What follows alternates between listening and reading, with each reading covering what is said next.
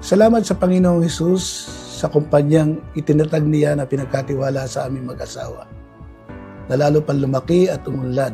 Anuman ang mga dumating na pagsubok, nariyan ang pagkasira ng mga farm dahil sa bagyo at kalamidad, ang pagbaba ng presyo ng manok, at labis na pagtaas ng mga materyales, bird flu na nakaapekto sa sales, at ang pinakamatindi ay ang pandemya na halos mahinto ang mga negosyo sa Pilipinas.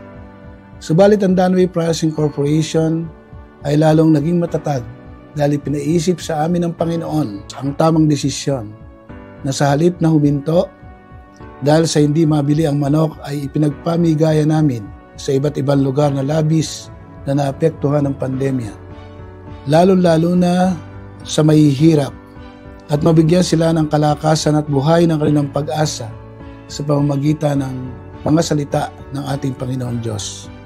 Mas lalo kong higit na napatunayan ang kapangyarihan ng Diyos. Nabawi na ang lahat ng nalugi at kumita pa, at lalo pang dumami ang mga contract growers at kliyente dahil kami lang ang hindi nag-cut ng volume at huminto at nakatulong pa sa mga walang kargang farm dahil sa pagkalugi.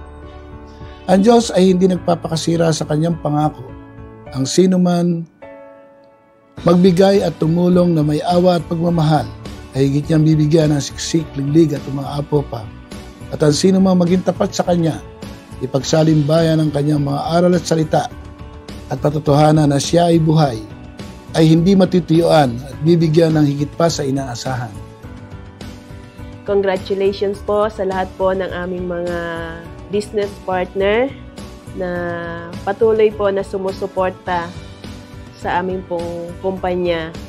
Gayon din po sa lahat po ng aming mga masisipag at matatapat na mga empleyado na isinugo ng Panginoon upang aming makatuwang sa aming pong negosyo.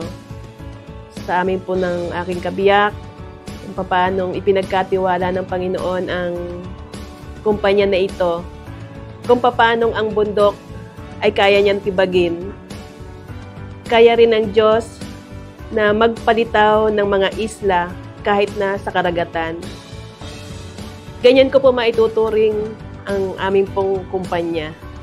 Mula sa maliit hanggang sa ito ay lumaki. Walang iniwan din po sa bansang Israel, napakaliit na bansa, subalit walang makagapi sino man ang gumyera. Bakit? Dahil ang Diyos ang gumagabay sa kanila. Ganyan din po ang Danway Processing Corporation mula sa maliit, nang dahil ang Diyos ang patuloy na sa amin ay nakagabay at nagpapala sa aming negosyo. Ang Danway Processing Corporation po ay tinatag ng Panginoon hindi lamang upang magbigay ng kabusugan ng tiyan. Kaya sa lahat ng lugar na aming pinupuntahan, kung kami po ay nagmimisyon, ang aming pong dala ay hindi lamang kabusugan ng tiyan, kundi higit sa lahat, kabusugan ng espiritu.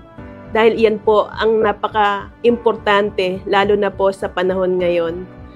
Sapagkat di po natin nababatid, dumaan po tayo sa pandemya, nakita po natin kung gaano karami ang mga namatay na tao.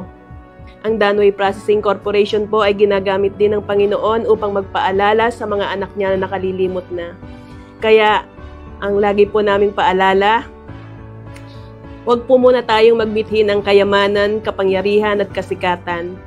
Dapat unahin po muna natin na masumpungan ang Diyos sa ating buhay, sapagkat ang paghahangad ng kayamanan at kapangyarihan, ito po ay delikado.